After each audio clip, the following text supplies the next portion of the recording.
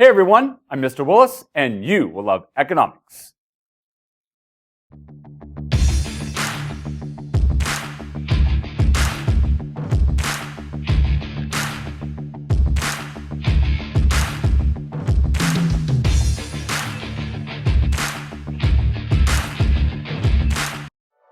When you're an entrepreneur or a business owner, supply is everything. Inputs are used to produce output. Output is sold to generate revenue. Revenue can lead to profits. And maximizing profit is why firms exist in the first place. So, when it comes to firms, supply is the name of the game. Supply is defined as the various quantities of goods and services that firms are willing and able to produce at different price levels in the product market. In microeconomics, both firms and government can supply products. In the private sector, firms supply products because they're driven by the profit motive. They produce economic goods, sell them at a price and quantity, and generate revenue in an attempt to beat out competitors and maximize profits in the industry. In the public sector, government supplies products in order to compensate for market failures and provide public goods and services that maximize the general welfare of citizens. Government production isn't driven by the profit motive, but only by the desire to improve the quality of life in society. We'll cover government production of public goods and services in another video. For now, we're going to focus on the supply of products in the private sector by individual profit-maximizing firms, or a group of firms in individual product markets. This is the supply curve. Notice that it's an upward sloping curve. This is because the law of supply is in effect. The law of supply states that the relationship between price level and quantity supplied is positive. This means that as prices rise in the market, firms are more willing or more able to supply the same quantity of output and therefore supply more. As prices fall in the market, firms are less willing or less able to supply the same quantity of output and therefore supply less.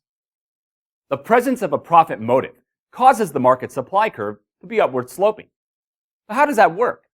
Let's take a look. When prices rise in the market, firms see an incentive to earn greater profits. Think about it.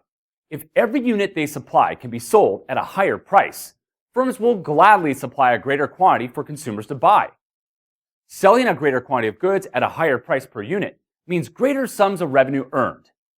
Earning greater revenue gives firms a better chance at maximizing profits and besting competitors in the market. As a result, an increase in price level in the market causes an increase in quantity supplied of a good or service, and a movement along the supply curve from point A to point B. When prices fall in the market, firms see a smaller likelihood to earn large profits. If every unit they supply can only be sold at a lower price, firms won't have the potential to earn greater profits because each unit generates less revenue. Earning less revenue means firms have a worse chance of maximizing profits and may fall behind their competitors in the market. To avoid this circumstance, firms will cut back production of the less profitable good and transition to the production of a good that sells at a higher price. As a result, a decrease in price level in the market causes a decrease in quantity supplied of a good or service, and a movement along the supply curve from point B to point A. Fundamental changes in market conditions can cause firms to supply a lesser or greater quantity of a good or service at every price level in the market.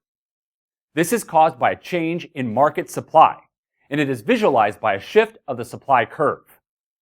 There are 6 determinants of supply: resource prices and availability, actions of government, like a per unit tax, per unit subsidy and regulation, productivity and technology, number of sellers, expectations for the future, and other goods. There's a really easy way to remember these determinants. Together, these 6 determinants form the acronym R.A.P.N.E.O. A change in any of these 6 determinants, due to some changes in market conditions, will cause a fundamental change in market supply, which will lead to changes in price and quantity in the product market. A rightward shift of the supply curve indicates that supply has increased in the market, and a greater quantity of output is being produced no matter the price level in the market. Higher or lower prices? Doesn't matter. Firms are producing more of a good or service. A leftward shift of the supply curve indicates that supply has decreased in the market, and a lesser quantity of output is being produced, no matter the price level in the market. Higher or lower prices? Doesn't matter. Firms are producing less of a good or service. Let's take a closer look at supply. A change in resource price and availability can be a catalyst that fundamentally changes the supply of a good or service. For example, suppose that the price of aluminum increases. Aluminum is a vital resource in the production of soda cans, and so, as it becomes more expensive, production costs increase for firms that produce soda. I mean, if a firm like Coca-Cola has $50 million to pay for costs and the price of aluminum doubles, they can only buy half as much aluminum as they used to with their available capital. Meaning, firms like Coca-Cola have significantly less inputs to produce with. This means firms will produce lesser quantities of soda at every price level. So, an increase in the price of resources will cause a decrease in the supply of a good in the product market.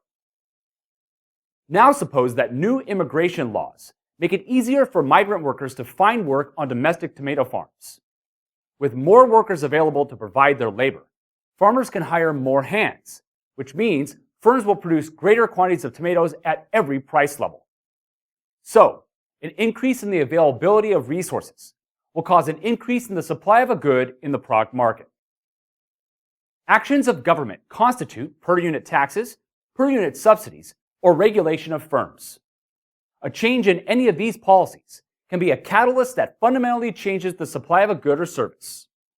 For example, suppose that government places a per-unit tax on every pack of cigarettes produced in the tobacco industry. In order to avoid paying the tax for every pack of cigarettes produced, tobacco firms will scale back their production of cigarettes. So, an increase in per-unit taxes will cause a decrease in the supply of a good in the product market. Now suppose that the government provides a per-unit subsidy for every ton of wheat produced in the wheat industry. In order to collect the per-unit subsidy, farmers will increase their production levels and boost wheat output. So, an increase in per-unit subsidies will cause an increase in the supply of a good in the product market. Now suppose that the government implements a law that places stricter regulations on firms in the oil industry. Placing stricter regulation on firms that produce oil will force these firms to adjust their production to abide with new rules, which will lead firms to scale back their production. They might just not be as efficient as they used to be with these new laws in place. So, an increase in government regulation will cause a decrease in the supply of a good in the product market. Productivity refers to the quantity of output produced per unit of input. When each unit of land, labor, or capital can produce more output, they become more productive. Often, technological innovation will significantly contribute to advances in productivity. When productivity increases or decreases, it fundamentally changes the supply of a good or service. For example, suppose that Ford Motor Company trains its workforce with a new technique that doubles the productivity of every worker. This means that Ford workers can now produce twice as many cars and trucks as they used to in the same amount of time. So, an increase in productivity will cause an increase in the supply of a good in the product market. Now suppose that every unit of automated machinery in every Kellogg's cereal factory breaks down, meaning that cereal must be produced and packaged by hand. This technological setback means that Kellogg's can no longer produce as much cereal as they used to in the same amount of time. So, a decrease in technology and productivity will cause a decrease in the supply of a good in the product market. A change in the number of sellers can be a catalyst that fundamentally changes the supply of a good or service. For example, suppose that two massively successful firms beat out their competitors and dominate the milk industry, causing many small firms to shut down and leading to a decrease in the number of sellers in the milk market. With fewer competitors in the market, a lesser number of firms are now both willing and able to produce milk at every price level. So, a decrease in the number of sellers will cause a decrease in the supply of a good in the product market. Now, due to a craze in cryptocurrency, suppose that a large number of entrepreneurs take out loans and begin startup companies, leading to an increase in the number of sellers in the cryptocurrency market. With more competitors in the market, a greater number of firms are both willing and able to produce cryptocurrencies at every price level. So, an increase in the number of sellers will cause an increase in the supply of a good in the product market. A change in expectations for the future can be a catalyst that fundamentally changes the supply of a good or service. For example, suppose that firms in the television industry anticipate that the economy is headed for a recession. Firms know that economic recession means that consumers spend less, which means their televisions probably won't sell like they used to, which is going to lead to less revenue and potential losses. To adjust for economic uncertainty and a drop-off in consumer spending, firms in the television market will produce lesser quantities of televisions at every price level. So, the expectations of an economic recession will cause a decrease in the supply of a good in the product market. Now suppose that firms in the beef market expect the price of beef to rise next month. Firms are going to want to take advantage of higher prices because every pound of beef will lead to more revenue and greater potential profits. To adjust for higher prices, firms in the beef industry will produce greater quantities of beef at every price level. So, the anticipation of a price increase will cause an increase in the supply of a good in the product market. Lastly, a change in the price of other goods produced by the firm can be a catalyst that fundamentally changes the supply of a good or service. For example, suppose the price of mustard rises. Heinz, a firm that produces both mustard and ketchup, will want to produce more of the good that generates greater revenue per unit in an effort to maximize its profits. Now that mustard is more expensive, Heinz will reallocate its resources away from ketchup and towards mustard so it can produce mustard in greater quantities. This means Heinz will produce lesser quantities of ketchup at every price level. So, an increase in the price of one good produced by the firm will lead to a decrease in the supply of the other good in the product market. Now suppose that the demand for the Honda Accord decreases. Honda, a firm that produces both the Accord and the Civic, will want to produce more of the car that will generate greater revenue per unit in an effort to maximize its profits. Because the demand for the Accord has decreased, the Accord is now less expensive. This also means that the Accord is less profitable for Honda. As a result, Honda will reallocate its resources away from the Accord and towards the Civic so it can produce the Civic in greater quantities at every price level. So, a decrease in the price of one good produced by the firm will cause an increase in the supply of another good produced by the firm in the product market. And that's market supply. Be sure to subscribe to the channel by hitting the red button below so you can receive alerts about new videos when they become available. If you enjoy the channel or find my videos useful, let me know by liking the video and feel free to leave a comment below.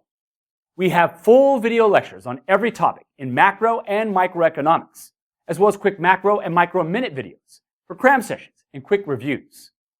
If you'd like to learn more, you can click here for my market equilibrium video, or you can click here for my micro minute video on supply shocks. Thank you so much for watching.